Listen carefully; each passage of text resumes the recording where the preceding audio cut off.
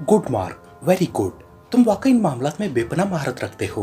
ये 100% full proof planning है। अलबत्ता तुम्हें यहाँ वाफिर मिकदार में पानी और खाने पीने का सामान रखना होगा, क्योंकि हालात दुरुस्त होने में न जाने कितना वक्त लग जाए। ऑस्टिन ने मसरत भरे लहजे में कहा, क्योंकि उसे वाकई ये सेटअप बेहद पसंद आया था। वो तो जाहिर है करना ही पड़ेगा, तो फिर प्लानिंग मंजूर है। मार्क ने मुस्कुराते हुए कहा, 100% मंजूर। ऑस्टिन ने जवाब दिया, शुक्रिया, अब मैं इत्मीनान से काम करूंगा। मार्क ने जवाब दिया, वो लॉन्चर और एसवी मिसाइल वो कैसे और कब यहाँ पहुंचेगा? ऑस्टिन ने कहा, वो यहाँ दारुल हुकूमत में पहुंच चुका है, आम मशीनरी पार्ट्स की सूरत में। आज रात उसे यहाँ पहुंचा दिया जाएगा और कल हम उसे जोड़कर तैयार कर लेंगे। अलबत्ता एक खदशा मेरे जहन में मौजूद है। मार्क ने कहा तो ऑस्टिन बेख्तियार चौंक पड़ा। कैसा खदशा? ऑस्टिन ने चौंक कर पूछा। यहाँ की मकामी पुलिस या इंटेलिजेंस वगैरह की तो मुझे परवाह नहीं है, अलबत्ता कर्नल फरीदी की बाबत मैंने बहुत कुछ सुन रखा है। वो खतरनाक हद तक ज़हीन और इंतहाई फाल सीक्रेट एजेंट है। हो सकता है वो कॉन्फ्रेंस से पहले ट्रांसमीटर कॉल कैच करने का कोई खास निज़ाम यहाँ खुफिया तौर पर कायम कर दे। इस तरह जब तुम मुझे फायर करने के लिए कहो तो ये कॉल कैच हो जाए। फायर तो बहरहाल हो जाएगा, लेकिन इस तरह हम बहरहाल पकड़े जा सकते हैं। और तुम जानते हो कि इस मिशन के दौरान अगर हम पकड़े गए तो हमारी बोटियां उड़ा दी जाएंगी। मार्क ने इस बार इंतहाई संजीदा लहजे में कहा। तो फिर? ऑस्टिन ने भी संजीदा लहजे में कहा, मेरा ख्याल है कि तुम हमें सिर्फ स्पेशल कॉशन पॉइंट से कॉशन दो, ट्रांसमीटर या दिगर किसी किस्म का कोई राब्ता न करो। इस तरह हम 100% महफूज रहेंगे। मार्क ने कहा, तुम्हारी ये तजवीज़ दुरुस्त है, ऐसा ही होगा। ऑस्टिन ने कहा तो मार्क ने इस्बात में सर हिला दिया। कैप्टन साइमन ने कार अरब क्लब के खुले हुए कंपाउंड गेट में मोड़ी और एक साइड पर बनी हुई पार्किंग की तरफ ले गई। पार्किंग में कार रोककर कैप्टन साइमन और कैप्टन हमीद दोनों नीचे उतरे और तेज तेज कदम उठाते क्लब के मेन गेट की तरफ बढ़ गए। इस वक्त पार्किंग में इक्का दुक्का कारें थी और क्लब की तरफ लोग भी नजर न आ रहे थे। गेट खोलकर जब वो दोनों हॉल में दाखिल हुए तो वहां भी सिर्फ चंद अफराद ही मौजूद थे। एक तरफ काउंटर के पीछे एक नौजवान और खूबसूरत मकामी लड़की मौजूद थी। मेरा नाम साइमा है और ये मेरे दोस्त हाशिम हैं। हमने आरब साहब से मिलना है और हमें 3 स्टार होटल की मिस फरनाज ने भेजा है। साइमा ने काउंटर गर्ल से मुखातिब होकर कहा, जबकि कैप्टन हमीद इधर उधर इस तरह देख रहा था जैसे हॉल का बगौर जायजा ले रहा हो। ओह यस मैडम, बॉस ने हिदायत दी हुई है, आप लिफ्ट के जरिए दूसरी मंजिल पर तशरीफ ले जाए। राहदारी के आखिर में बॉस का ऑफिस है, वो आपके मुंतजिर हैं। मैं उन्हें आपकी आमद के बारे में बता देती हूँ। काउंटर गर्ल ने इंतहाई मुअद्दिबाना लहजे में कहा और उसके साथ ही उसने काउंटर पर रखे हुए इंटरकॉम का रिसीवर उठा लिया। आओ हाशिम, साइमा ने हमीद से कहा और लिफ्ट की तरफ बढ़ गई। हाँ आओ, हमीद ने सर हिलाते हुए कहा। क्या बात है, जब से काम शुरू हुआ है तुम पर संजीदगी का दौरा पड़ा हुआ है। लिफ्ट में दाखिल होकर उसका बटन दबाते हुए साइमा ने मुस्कुराकर कहा, दरअसल मैं फैसला नहीं कर पा रहा कि किसे मुंतखब करूं। कैप्टन हमीद ने मुस्कुराते हुए कहा, क्या मतलब, किसके इंतखाब की बात कर रहे हो? साइमा ने चौंक कर पूछा, लेकिन उसी लम्हे लिफ्ट रुक गई और दरवाजा खुलते ही वो दोनों बाहर आ गए। बाहर राहदारी थी जहां 2 मुसल्लह आदमी मौजूद थे। साइमा और कैप्टन हमीद राहदारी के आखिरी हिस्से की तरफ बढ़ते चले गए। उन दोनों मुसल्लह अफराद ने कोई हरकत ना की और वो दोनों आगे बढ़ते चले गए। तुमने बताया नहीं कि किस फैसले की बात कर रहे थे? साइमा ने कहा, लंबी बात है, इसलिए फिर कभी सही। कैप्टन हमीद ने मुस्कुराते हुए जवाब दिया, नहीं अभी बताओ। साइमा ने चलते चलते रुककर कहा, अरे ऐसी कोई बात नहीं, आओ। कैप्टन हमीद ने कहा और साइमा सर हिलाती हुई आगे बढ़ने लगी। राहदारी के आखिर में एक दरवाजा था जिसके बाहर नेम प्लेट पर अरब का नाम ही लिखा हुआ था। कैप्टन हमीद ने दरवाजे पर दस्तक दी। यस कम इन। अंदर से अरब की आवाज सुनाई दी तो कैप्टन हमीद ने दरवाजे को धकेला और अंदर दाखिल हो गया। उसके पीछे साइमा भी अंदर गई तो मेज के पीछे बैठा हुआ लंबे कद और भारी जिस्म का नौजवान बेख्तियार उठकर खड़ा हो गया। उसकी आंखों में यकलक हवस की तेज चमक उभर आई थी। चेहरे से ही वो जेर समेत दुनिया का आदमी लगता था, लेकिन दफ्तर के फर्नीचर, उसकी सेटिंग और अरब के जिस्म पर मौजूद लिबास से मालूम होता था कि वो जेर समेत दुनिया के इंतहाई खुशहाल तबके से ताल्लुक रखता है। ओ आप, मगर फरनाज ने तो आपका जिक्र नहीं किया था। अरब ने मेज की साइड से निकलकर कैप्टन हमीद और साइमा की तरफ बढ़ते हुए कहा। उसकी आंखों में यकलक तेज चमक उभर आई थी। मेरा नाम हाशिम है और ये साइमा है, मेरी दोस्त। कैप्टन हमीद ने मुसाफे के लिए हाथ बढ़ाते हुए कहा। साइमा, बहुत खूबसूरत नाम है। मेरा नाम आराब है, आराब।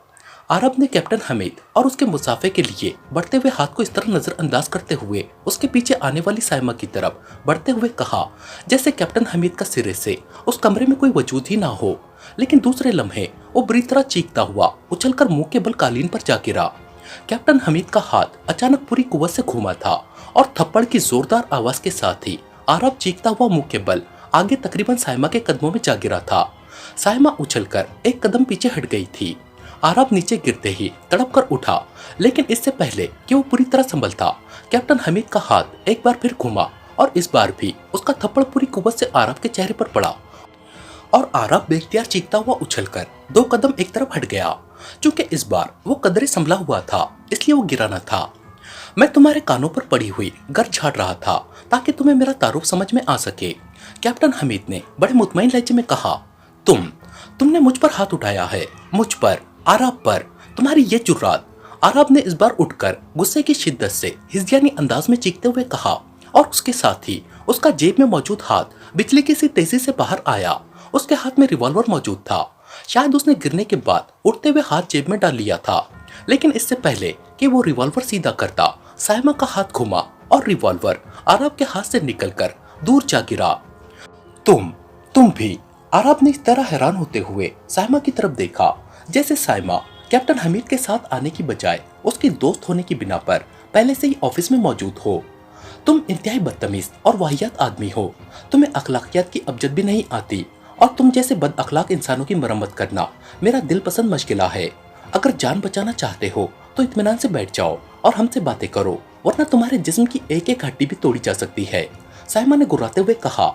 लेकिन दूसरे लम्हे कैप्टन हमीद बेख्तियार उछलकर एक तरफ हटा और उसके साथ ही आरब चीखता हुआ आगे की तरफ दौड़ता चला गया। उसके साथ ही कैप्टन हमीद की लात घूमी और आरब, जिसने अचानक कैप्टन हमीद पर हमला कर दिया था, पुश्त पर लात खाकर चीखता हुआ पूरी कुव्वत से भारी मेज से जा टकराया और फिर पलटकर नीचे गिरा। उसने उठने की कोशिश की, लेकिन उसका सर मेज से इस बुरी तरह टकराया था कि वो संभल न सका और उठने की कोशिश करते हुए दोबारा गिरा और साकित हो गया। इस जैसा बदतमीज और बद अखलाक आदमी मैंने अपनी जिंदगी में पहले कभी नहीं देखा, कैप्टन हमीद ने आगे बढ़कर कालीन पर पड़े हुए आरब पर झुकते हुए कहा और फिर उसे बाजुओं से पकड़कर उसने घसीट कर उठाया और एक झटके से सोफे पर पटक दिया। अब इससे किस तरह पूछगुछ करोगे? ये तो अब होश में आएगा तो यकीनन पागल हो रहा होगा, साइमा ने मुंह बनाते हुए कहा। तुम इसकी फिक्र न करो, वैसे ये कमरा साउंड प्रूफ है, तुम दरवाजा अंदर से लॉक कर दो, कैप्टन हमीद ने कहा और साइमा सर हिलाती हुई दरवाजे की तरफ मुड़ गई, जबकि कैप्टन हमीद ने आगे बढ़कर एक हाथ से सोफे पर बेहोश पड़े हुए आरब को गर्दन से पकड़कर सीधा किया और दूसरे हाथ से उसने उसका कोट उसकी पुश्त पर से नीचे कर दिया। इसका कोट उतार रहे हो? क्यों? साइमा ने दरवाजा लॉक करके मुड़ते हुए हैरत भरे लहजे में कहा। कोट उतार नहीं रहा, इसे जकड़ रहा हूँ, अब यहाँ रस्सी तो नहीं मिलेगी। कोट पुश्त पर से आधे से ज्यादा नीचे कर दिया जाए तो उससे आदमी के बाजू जकड़े जाते हैं और वो हरकत नहीं कर सकता, कैप्टन हमीद ने कहा तो साइमा ने इस्बात में सर हिला दिया। गुड, अच्छा तरीका है, मुझे पसंद आया है, साइमा ने मुस्कुराते हुए कहा और कैप्टन हमीद भी मुस्कुरा दिया। जब आरब की पुश्त पर से कोट आधे से ज्यादा नीचे हो गया तो कैप्टन हमीद ने एक हाथ से उसका कांधा पकड़े रखा और दूसरे हाथ से उसने आरब के चेहरे पर थप्पड़ मारने शुरू कर दिए।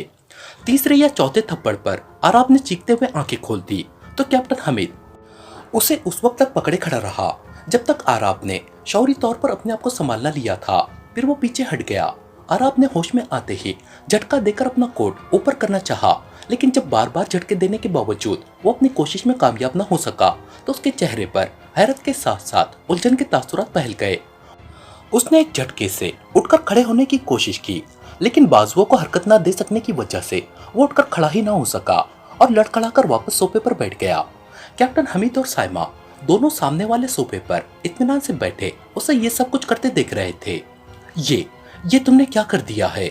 ये आरब ने आखिरकार बुरी तरह उलझे हुए लहजे में कहा तो कैप्टन हमीद बेख्तियार मुस्कुरा दिया। इसे तुम बाजू कड़ी कह सकते हो मिस्टर आरब, कैप्टन हमीद ने मुस्कुराते हुए कहा। मगर तुम कौन हो? तुमने ऐसा क्यों किया है? मैं तो तुम्हें जानता तक नहीं, आरब ने हैरत भरे लहजे में कहा। अब जान जाओगे, मेरा असल नाम कैप्टन हमीद है और मेरा ताल्लुक इस्लामिक सिक्योरिटी काउंसिल से है, कैप्टन हमीद ने इंतहाई संजीदा लहजे में कहा। लेकिन मुझे तो फरनाज ने बताया था कि, आरब ने हैरान होते हुए कहा। जो कुछ बताया गया था सिर्फ इसलिए कि तुमसे मुलाकात हो जाए। कैप्टन हमीद ने उसकी बात काटते हुए कहा। लेकिन मेरा इस्लामी सिक्योरिटी से क्या ताल्लुक है? आरब ने होड़ भींचते हुए कहा। तुम्हारा ताल्लुक आलमी दहशतगर्द रॉल्फ से है और रॉल्फ का ताल्लुक आजकल मिराज से है। कैप्टन हमीद ने सर हिलाते हुए कहा। रॉल्फ? कौन रॉल्फ? मैं तो किसी रॉल्फ से वाकिफ नहीं हूँ, आरब ने होठ चबाते हुए कहा।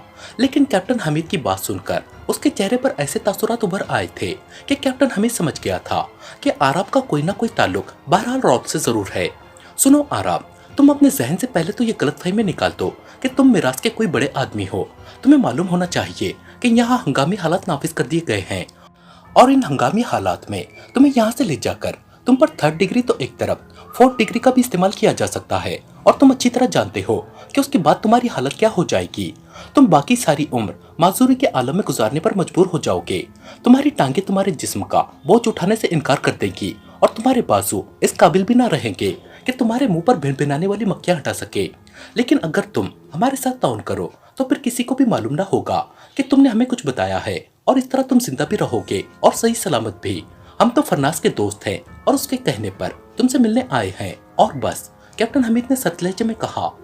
जब मैं कुछ जानता ही नहीं हूँ तो बताऊं क्या? आरब ने चंद लम्हे खामोश रहने के बाद कहा। ओके, फिर हम वापस चलते हैं। इसके बाद तुम्हारे साथ क्या होगा इससे हमें कोई दिलचस्पी नहीं है। हमें बहरहाल तुमसे की गई पूछगुछ की रिपोर्ट मिल जाएगी। और कैप्टन साइमा, कैप्टन हमीद ने मुंह बनाते हुए कहा और उसके साथ ही वो उठ खड़ा हुआ। उसने जानबूझकर इस बार साइमा को कैप्टन साइमा कहा था ताकि आरब को मालूम हो सके कि जिसे वो एक आम सी लड़की समझ रहा है वो फौज में कैप्टन है और उन दोनों की वाकई कोई सरकारी हैसियत है। कैप्टन साइमा, क्या मतलब? क्या ये कैप्टन है? इस बार आरब के लहजे में हैरत के साथ साथ खौफ की झलकियां नुमाया थी। मैं मिराज सिक्योरिटी में कैप्टन हूँ, साइमा ने सर्द लहजे में कहा। ओ एक मिनट, आई एम सॉरी, मुझे इल्म न था कि आप सिक्योरिटी कैप्टन हैं। I am very sorry, really very sorry. मुझे उम्मीद है आप मेरे गुस्ताखाना तर्ज अमल को माफ कर देंगी। मैं यहाँ रहकर सिक्योरिटी वालों से मुखालिफत का खतरा मोल नहीं ले सकता, वरना मैं तो क्या मेरा पूरा खानदानी सफा हस्ती से मिट सकता है। आरब ने इंतहाई रो देने वाले लहजे में कहा। कैप्टन हमीद, अब इसे हमारी हैसियत का सही इल्म हो गया है, इसलिए आप इसका कोट ऊपर कर दे। अब अगर इसने मामूली सी भी कोई गलती की तो फिर इसका नाम व निशान भी न मिलेगा, साइमा ने सर्द लहजे में कहा। तो कैप्टन हमीद सर हिलाता हुआ आगे बढ़ा और उसने एक झटके से आरब का कोट ऊपर की तरफ कर दिया और फिर पीछे हटकर सोफे पर बैठ गया। शुक्रिया, अब आप बताएं कि आप क्या पीना पसंद करेंगे? आरब ने कांधों को झटक कर कोट को सीधा करते हुए कहा। हम ड्यूटी पर हैं आरब, साइमा ने सर्द लहजे में कहा। ठीक है, जैसे आपकी मर्जी। अब मैं आपको सब कुछ सच सच बता देता हूँ। रॉड को मैं जाती तौर पर नहीं जानता क्योंकि रॉड बहुत बड़ी पार्टी है और मैं उसके मुकाबले में एक छोटा आदमी हूँ। अलबत्ता आइक्रीमिया में रॉड के हेडक्वार्टर में एक आदमी रॉनसन है। वो हेडक्वार्टर में रिकॉर्ड रूम इंचार्ज है। वो मेरा दोस्त है। वो अपने तौर पर असला की स्मगलिंग में मुलविस है और उस हैसियत से मेरी और उसकी पुराना शिनासाई और दोस्ती है। वो अक्सर बिजनेस के सिलसिले में यहाँ आता रहता है और मेरे पास ही ठहरता है और जब भी मैं आइक्रीमिया जाता हूँ तो उससे जरूर मिलता हूँ। जब मिस फरनास ने बात की थी तो मेरे जहन में उस रॉनसन का ख्याल आया था। इसके अलावा मैं कुछ नहीं जानता, आरब ने जवाब देते हुए कहा। यहाँ दारुल हुकूमत कासा में रॉल्फ के आदमी काम कर रहे हैं, हमें उनमें से किसी एक का पता चाहिए, कैप्टन हमीद ने कहा। मुझे नहीं मालूम और न ही मेरा उनसे कोई राब्ता है, आरब ने जवाब दिया और उसका लहजा बता रहा था कि वो जो कुछ कह रहा है दुरुस्त कह रहा है। तुम अपने दोस्त रॉनसन को फोन करो और उससे कहो कि एक आदमी तुम्हारे पास आया है और उसने रॉल्फ का नाम लिया है और तुमसे कोई कीमती चीज मांग रहा है। कोई भी नाम ले दो और किसी भी चीज के बारे में बता दो। तुम्हारा दोस्त रॉनसन चूंकि हेडक्वार्टर में है इसलिए वो लाजमन जानता होगा कि यहाँ रॉल्फ का कौन सा ग्रुप काम कर रहा है। इस तरह किसी न किसी का नाम सामने आ जाएगा और अब ये तुम्हारी जहानत है कि इस बारे में तुम उससे कोई ऐसी टिप हासिल करो जो हमें फायदा दे दे, कैप्टन हमीद ने कहा। ठीक है, मैं बात करता हूँ, आरब ने कहा और सोफे से उठकर उसने मेज पर पड़ा हुआ फोन उठाया और उसे लाकर सोफे के सामने मेज पर रख दिया। इसमें लाउडर मौजूद है, उसे ऑन कर दो, कैप्टन हमीद ने कहा। तो आरब ने इस्बात में सर हिलाते हुए लाउडर का बटन ऑन कर दिया और फिर तेजी से नंबर डायल करने शुरू कर दिए। काफी देर तक वो नंबर डायल करता रहा। फिर जैसे ही उसकी उंगली हटी दूसरी तरफ से घंटी की आवाज सुनाई दी। फिर रिसीवर उठाए जाने की आवाज सुनाई दी। रॉक्सी क्लब, एक निस्वानी आवाज सुनाई दी।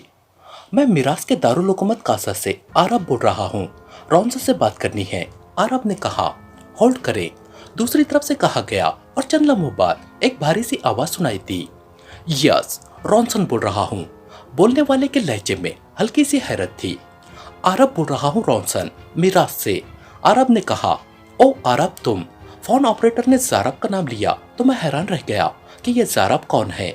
इस बार दूसरी तरफ से बेतकल्लुफाना लहजे में कहा गया, क्या तुम्हारा फोन महफूज है? आरब ने कहा, महफूज? ओ नहीं, ये तो क्लब का फोन है। क्यों? रॉनसन ने हैरान होते हुए कहा। एक अहम और खुफिया बात करनी है तुमसे। आरब ने कहा। ओ अच्छा, फिर एक नंबर नोट कर लो, 10 मिनट बाद उस नंबर पर फोन करना, रॉनसन ने कहा और उसके साथ ही एक नंबर बता दिया। ठीक है, आरब ने कहा और रिसीवर रख दिया। कैप्टन हमीद ने भी सर इस अंदाज में हिला दिया जैसे कह रहा हो कि आरब जो कुछ कर रहा है दुरुस्त कर रहा है। फिर 10 मिनट बाद आरब ने एक बार फिर रिसीवर उठाया और एक्रीमिया का राब्ता नंबर और फिर विलिंगटन का राब्ता नंबर डायल करके उसने वो नंबर डायल करने शुरू कर दिए जो रॉनसन ने बताए थे। दूसरी तरफ से घंटे की आवाज सुनाई दी और फिर रिसीवर उठा लिया गया। यस, बोलने वाले की आवाज से ही कैप्टन हमीद समझ गया कि बोलने वाला रॉनसन है। आरब बोल रहा हूँ, आरब ने कहा। ओ हाँ, रॉनसन बोल रहा हूँ, बताओ क्या बात है? रॉनसन ने कदरे तजस्सुस भरे लहजे में कहा, तुम्हारे चीफ रॉल्फ का एक आदमी टॉमी मेरे क्लब में आया है और उसने तुम्हारे चीफ रॉल्फ का हवाला देकर मुझे मजबूर किया है कि मैं उसे कोई ऐसी खाली जगह मुहैया करूं जो आबादी से दूर हो। तुम्हें इतना तो मालूम है कि यहाँ दारुल हुकूमत में ऐसी तमाम जगह हैं, मेरी और मेरे ग्रुप की ही मिल्कियत है। आरब ने कहा। क्या उसने आकर बराह रास्त चीफ रॉल्फ का नाम लिया था? दूसरी तरफ से रॉनसन ने इंतहाई हैरत भरे लहजे में कहा। उसका लहजा ऐसे था जैसे उसे आरब की बात पर यकीन ही ना आ रहा हो। और नहीं, वो तो आम गाहक बनकर आया था, लेकिन जब मैंने मुआवजा मांगा तो उसने कहा कि यह तो बहुत ज्यादा है। वो मुझे आधे से भी कम देना चाहता था, लेकिन जब मैंने साफ इनकार कर दिया तो उसने तुम्हारे चीफ रॉल्फ का हवाला दिया और कहा कि उसका ताल्लुक उससे है। अब जाहिर है यह हवाला सुनने के बाद मुझे मजबूरन उससे उसकी मर्जी के मुताबिक मुआवजा लेना पड़ा, लेकिन मैंने सोचा कि तुमसे कन्फर्म कर लूं, ऐसा ना हो कि वो मुझे डॉज दे गया हो। अरब ने कहा। ओ, तो ये बात है। वैसे इन तीनों चीफ बॉस वहाँ कोई मिशन तो मुकम्मल कर रहे हैं, इसलिए वो खुद तो मेन हेडक्वार्टर चले गए हैं, जबकि उनका एक ग्रुप वहाँ काम कर रहा है। उस ग्रुप का इंचार्ज ऑस्टिन है, इतना तो मुझे मालूम है, बाकी का इल्म नहीं है। वैसे वो आदमी, क्या नाम बताया था तुमने? टॉमी ही नाम बताया था ना? रॉनसन ने कहा। हाँ, उसने अपना नाम टॉमी ही बताया था। आरब ने जवाब दिया। टॉमी यकीनन ऑस्टिन का आदमी होगा, लेकिन मुझे तो इस बात पर हैरत है कि ऑस्टिन ग्रुप तो इंतहाई खुफिया तौर पर काम करता है, वो कैसे मामूली से रकम के लिए चीफ का नाम ले सकता है? रॉनसन ने कहा। इससे तो यही जाहिर होता है कि वो आदमी गलत था। आरब ने जवाब दिया। अब क्या कहा जा सकता है? रॉनसन ने कहा। क्या कोई ऐसा तरीका नहीं हो सकता कि ऑस्टिन से बात करके हतमी मालूमात मिल जाए? आरब ने कहा। नहीं, किसी को भी उसके बारे में इल्म ना होगा। और ये भी सुन लो कि अगर ऑस्टिन को मालूम हो गया कि तुम उसके बारे में छानबीन कर रहे हो तो फिर तुम समेत तुम्हारा क्लब भी मिसाइलों से उड़ा दिया जाएगा। वो इन मामलात में हद दर्जे सख्त आदमी है। रॉनसन ने कहा। कहीं ये टॉमी खुद ही ऑस्टिन ना हो, मुझे तो खौफ महसूस होने लग गया है। आरब ने कहा और कैप्टन हमीद ने इस तरह सर हिलाया जैसे आरब वाकई इंतहाई जहानत भरे अंदाज में बात कर रहा हो। नहीं, वो कभी सामने नहीं आता। वैसे उस टॉमी का हुलिया क्या था? रॉनसन ने कहा तो आरब ने एक आम सा हुलिया बता दिया। और नहीं, यह ऑस्टिन का हुलिया नहीं है। रॉनसन ने कहा। उसका हुलिया क्या है? आरब ने बेसख्ता लहजे में कहा। पता नहीं वहाँ क्या होगा, वो मेकअप में रहने का आदी है। बहरहाल तुम्हारे हक में यही बेहतर है कि तुम मुकम्मल खामोशी इख्तियार कर लो। Good bye. दूसरी तरफ से कहा गया और उसके साथ ही राब्ता खत्म हो गया तो आरब ने एक तवील सांस लेते हुए रिसीवर रख दिया। इसके अलावा और मैं क्या कर सकता हूँ? आरब ने कहा तो कैप्टन हमीद मुस्कुरा दिया। तुमने बहरहाल एक नाम तो मालूम कर लिया है, ऑस्टिन। अगर उसका हुलिया मालूम हो जाता तो बेहतर था, लेकिन अब बाकी काम सिक्योरिटी वाले कर लेंगे। ओके, अब इजाजत, कैप्टन हमीद ने कहा और फिर वो और कैप्टन साइमा दोनों उसके दफ्तर से बाहर आ गए। सिर्फ नाम से उसके बारे में कैसे मालूम होगा? कार में बैठते ही साइमा ने हैरान होकर कैप्टन हमीद से पूछा। मेरा नाम कैप्टन हमीद है मिस साइमा, ऐसी बातें मेरे लिए इंतहाई मामूली हैसियत रखती हैं। तुम देखना मैं किस तरह उस ऑस्टिन को ट्रेस करता हूँ। कैप्टन हमीद ने बड़े फकरिया लहजे में कहा। वो तो मुझे मालूम है कि तुम्हारा नाम कैप्टन हमीद है, लेकिन मुझे भी तो मालूम हो आखिर मैं तुम्हारी असिस्टेंट हूँ। कैप्टन साइमा ने मुस्कुराते हुए कहा और कैप्टन हमीद बेख्तियार खिलखिलाकर हंस पड़ा। सिर्फ असिस्टेंट को तो कुछ नहीं बताया जा सकता, लेकिन जब ये असिस्टेंट तुम जैसी खूबसूरत हो तो फिर कोई बात छुपाई भी नहीं जा सकती। ऑस्टिन एग्रीमी है। यहाँ वो बहरहाल बतौर गैर मुल्की ही दाखिल हुआ होगा। उसका रिकॉर्ड एयरपोर्ट पर मौजूद होगा, और चूंकि ऐसे लोगों का आमतौर पर यही ख्याल होता है कि उनके नाम के बारे में कोई नहीं जानता, इसलिए यकीनन यह ऑस्टिन के नाम से ही आया होगा। एयरपोर्ट रिकॉर्ड से मालूमात मिल जाएगी कि एग्रीमिया के कितने ऑस्टिन मिरास में दाखिल हुए हैं और अभी तक कितने वापस नहीं गए। उस रिकॉर्ड में उसकी उस हुलिये पर मुश्तमिल तस्वीरें भी होंगी जिस हुलिये में वो यहाँ आया होगा। जितने भी ऑस्टिन होंगे उनको चेक किया जा सकता है और उनमें से अपना मतलूबा आदमी तलाश किया जा सकता है। कैप्टन हमीद ने कहा तो कैप्टन साइमा के चेहरे पर बेइख्तियार तहसीन के तासुरात उभर आए। ओ, वाकई आप लोग बेहद ज़हीन हैं। Very good. मुझे तुम्हारी असिस्टेंट होने पर हमेशा फख्र रहेगा, साइमा ने बड़े जज्बाती लहजे में कहा तो कैप्टन हमीद के चेहरे पर बेइख्तियार मुस्कुराहट सी रेंग गई। मुझे तुम जैसी असिस्टेंट पर फख्र है, कैप्टन हमीद ने मुस्कुराते हुए कहा तो कैप्टन साइमा बेइख्तियार हंस पड़ी।